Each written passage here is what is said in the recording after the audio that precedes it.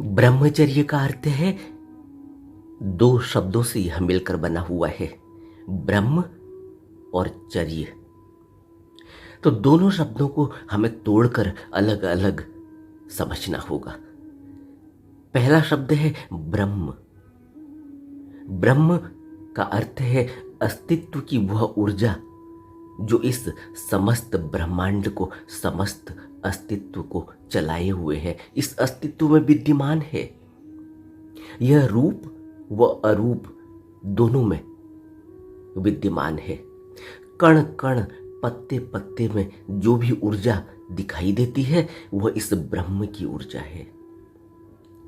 यह रूप में भी है, रूप में यानी आकार में, पेड़ पौधे, पत्ते, मनुष्य, प्राणी, हर किसी प्राणी मात्र में यह मूर्त रूप से यानी दिखाई भी देती है, रूप में, आकार में, और अरूप में भी है।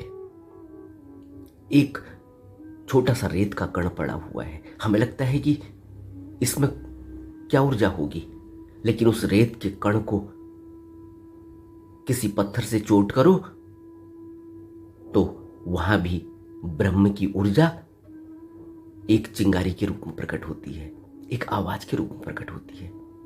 और यह हम सब देखते हैं, रोज देखते हैं। तो रूप और अरूप दोनों में यह दृष्टिगोचर होती है।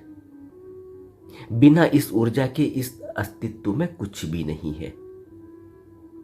इसलिए यह जो शब्द है ब्रह्म, यह किसी भी संप्रदाय से जुड़ा हुआ नहीं है। यह संप्रदाय, यह सामाजिकता, यह संस्कृति, यह देश, यह सब मनुष्य की इजाद है, यह सब मनुष्य ने बनाए हैं। 1947 से पहले क्या कोई पाकिस्तान नाम का कोई देश था? 1947 के बाद एक देश बन गया पाकिस्तान, हमने उसको कह दिया। तो ये मनुष्य ने बनाए हैं। इसी तरह से मनुष्य ने ये सब संप्रदाय बनाए हुए हैं।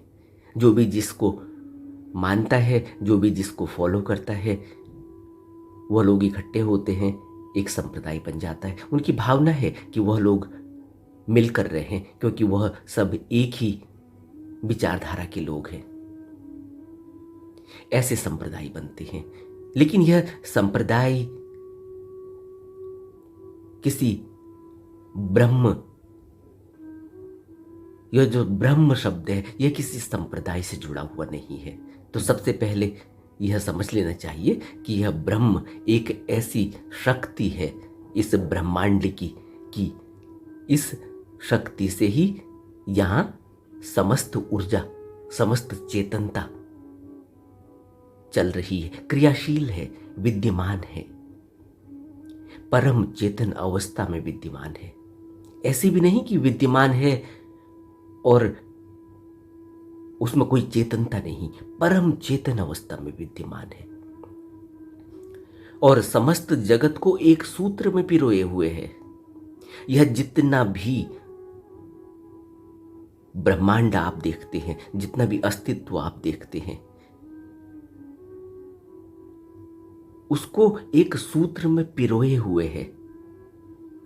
अगर पृथ्वी की बात करें, हम पृथ्वी में रहते हैं और हमने पृथ्वी में हम क्या देखते हैं? हम पृथ्वी में देखते हैं कि पृथ्वी में पानी भी है, हम देखते हैं कि पृथ्वी में मिट्टी है, जमीन का भाग भी है, हम देखते हैं कि पृथ्वी में हवा का भाग भी है, हम देखते हैं पृथ्वी में आग का भी भाग है, और हम देखते हैं इस पृथ्वी में आकाश का भी भाग है।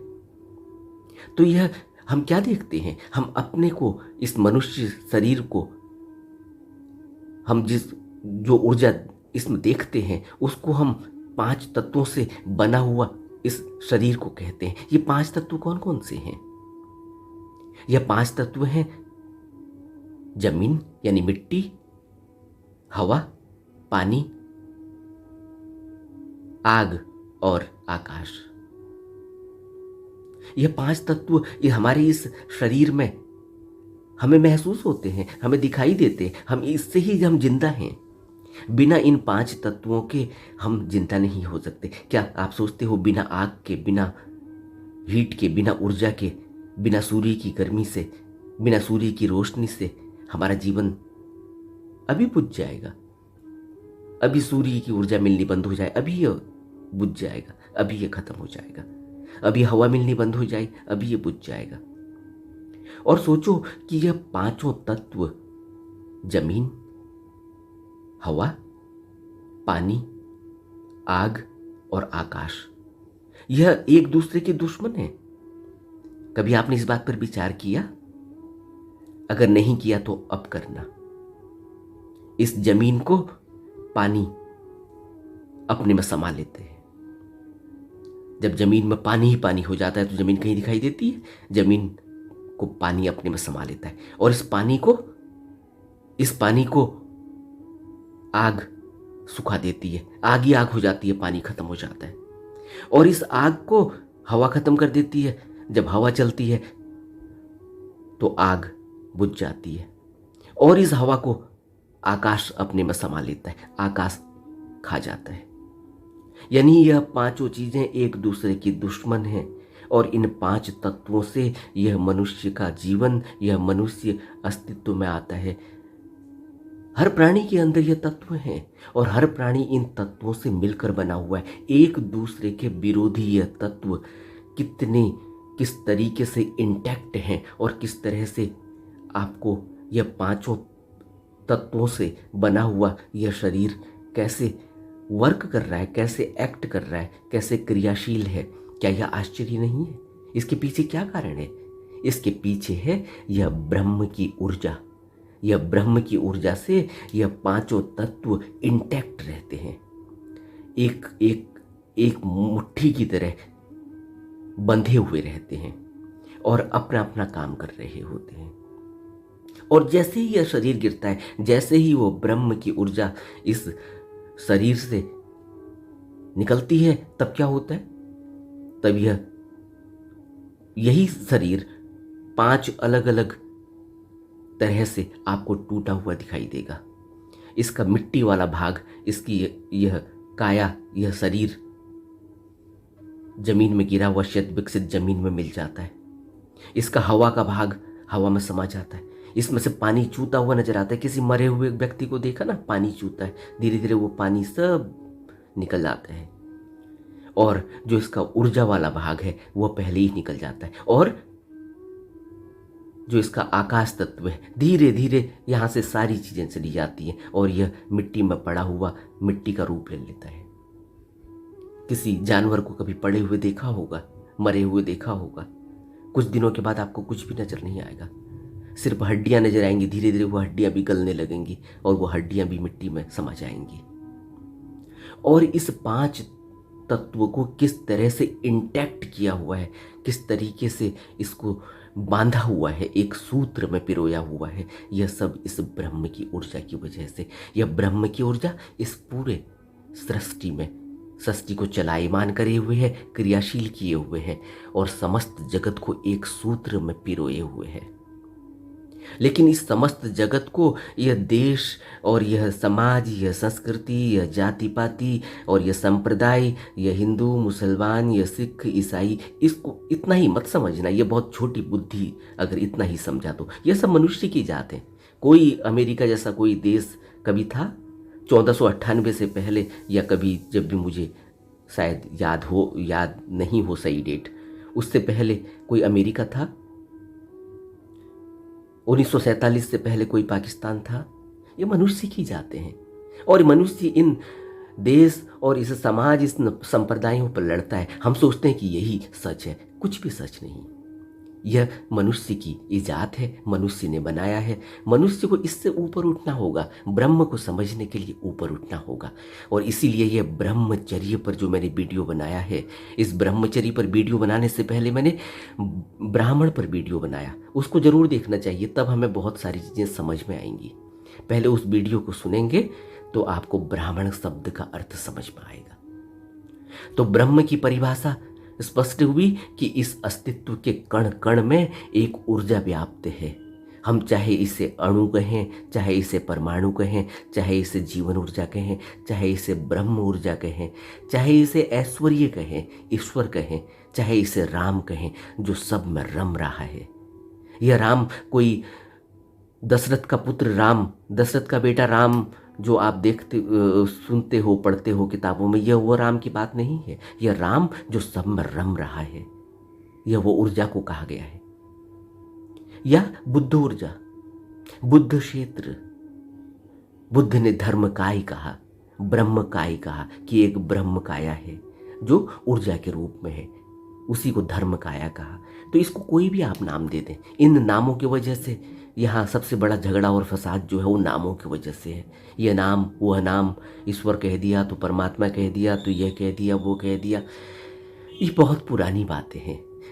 अपने अपने सोच को थोड़ा बड़ा करना होगा, थोड़े बड़े, थोड़ा ऊपर उठ के देखना होगा, समझना होगा, थोड़ा साइंटिफिक रिसर्च करके समझना होगा, थोड़े से बुद्धि, इस शरीर और इस मन से ऊपर उठ के सोचना होगा कि क्या कहा जा रहा है।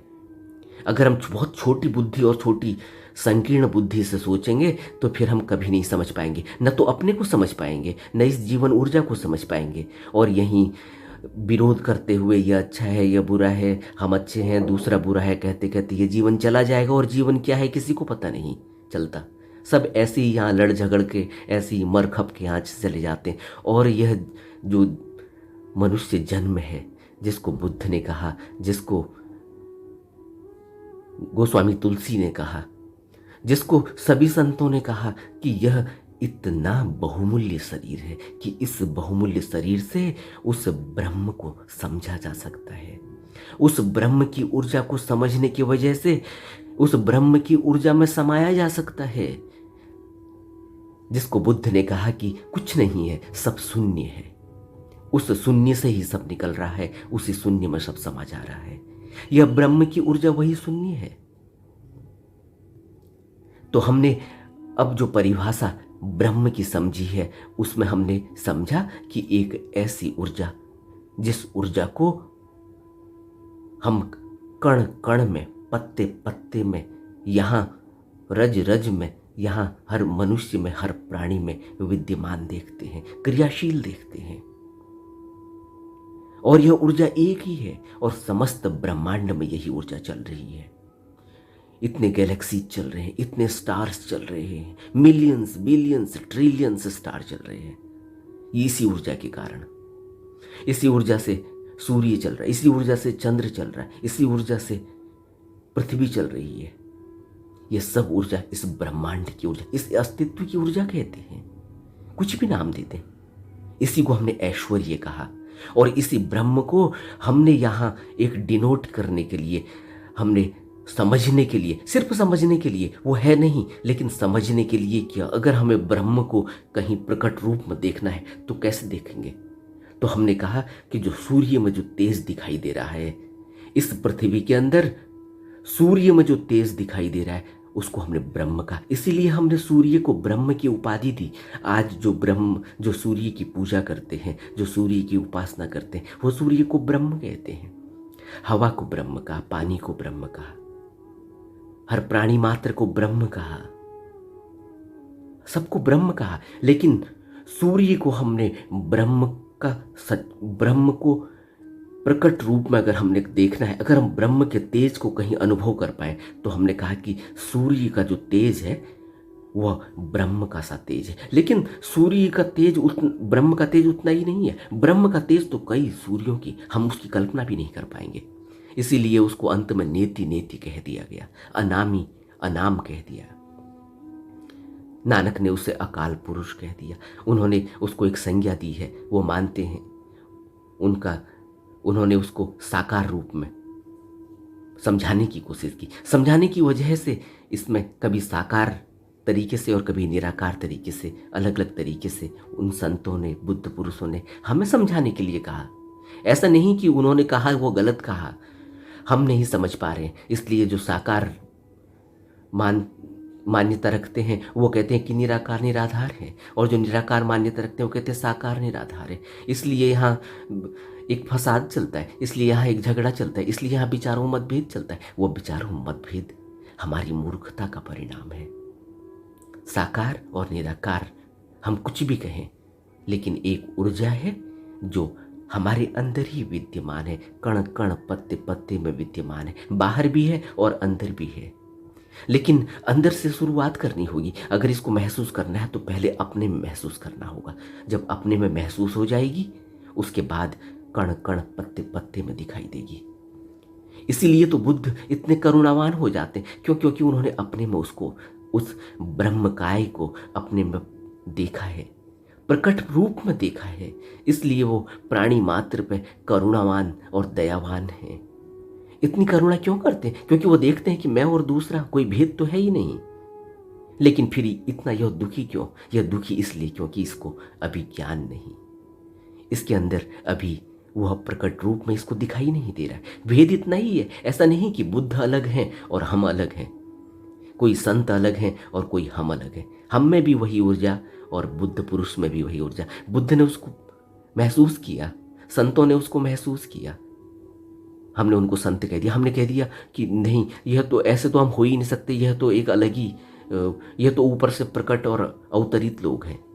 प्रकट और अवतरित उन्होंने लोग वो हैं, उन्होंने यहाँ उसको महसूस करके हमको बताने की कोशिश की कि यह आप भी महसूस करते हैं, आपके अंदर भी यह सब सचेतना, यह सब पावर रखी हुई है, आप भी इसको महसूस कर सकते हैं। कोई भी प्राणी, कोई भी व्यक्ति महसूस कर सकता है। और मनुष्य ही क्यों महसूस कर सकता है? क्योंकि मनुष्य के अंदर सोचने समझने की ताकत है, एक्टिव माइंड है। ऐसा एक्टिव माइंड इसके अलावा और किसी भी प्राणी में नहीं। इसलिए मनुष्य के अंदर, इसलिए मनुष्य को बहुत ही ऐश्वर्यवान कहा गया। इसीलिए मनुष्य के इस शरीर को, मनुष्य को बहुत ही ज़्यादा भाग्यशाली और बहुत ही इसका भाग्य बताया, बड़े ऊंचे भाग्य बताए कि मनुष्य का शरीर मिल जाना। क्यों? क्योंकि मनुष्य के शरीर में प्रकट रूप से ब्रह्म को देखा जा सकता है, महसूस किया जा सकता है। इस ब्रह्म की ऊर्जा को हमने ब्रह्म कहा। अब दूसरा है चर्या। अब चर्या को समझते हैं। ब्रह्मचर्य में अब चर्य को समझते हैं। चर्य का क्या अर्थ है? चर्य का अर्थ है विचरना, चर्य का अर्थ है महसूस करना, चर्य का अर्थ है उसमें, उसी में लीन हो जाना, उसी में रमण करना, उसी में डूबे रहना। अब ब्रह्म की परिभाषा से, ब्रह्म की इस ऊर्जा से आपको स्पष्ट हो गया होगा कि आपके अंदर ब्रह्म के अलावा कुछ है ही नहीं। आपके अंदर जो भी क्रियाशीलता है, यह क्रियाशीलता किसकी है? ब्रह्म की है। लेकिन क्या हम जानते हैं कि यह क्रियाशीलता ब्रह्म की है? सोचो, हम क्यों नहीं जानते कि यह क्रियाशीलता ब्रह्म की है? यही भेद है। इस क्रियाशीलता को ब्रह्म नहीं जानने की वजह से ही हम उसमें, हमारा रमण नहीं है, हम उसमें चर्या नहीं कर पा रहे, हम उसमें विचर नहीं पा रहे, हम उसमें डूब नहीं पा रहे, हम उसको जान नहीं पा रहे। इसलिए ब्रह्मचर्य कहा गया कि ब्रह्म को अपने अंदर उस ऊर्जा को महसूस करना, उसका रमण करना, उसमें रमे रहना, उसमें डूबे रहना ही ब्रह्मचर्य है। तो यह इसका पूरा अर्थ हुआ। अब कैसे हम इसमें डूबेंगे, कैसे हम इसको महसूस करेंगे? यहीं से सब शुरुआत होती है। क्या शुरुआत होती है? कि अब हमें क्या करना है।